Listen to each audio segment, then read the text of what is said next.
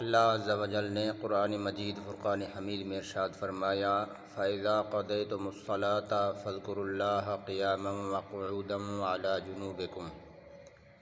پس جب تم نماز ادا کر چکو، فَاذْكُرُوا اللَّهَ پس تم اللہ کو یاد کرو، قِيَامًا وَقُعُودًا وَعَلَىٰ جُنُوبِكُمْ، کھڑے بیٹھے اور کروٹ پر لیٹے۔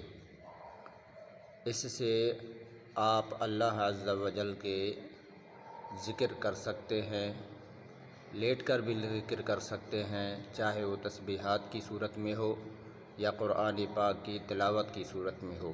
لیکن قرآن پاک کی تلاوت کرنے کی صورت میں ادب کا یہ تقاضا ہے کہ ٹیک لگا کر پڑھا جائے۔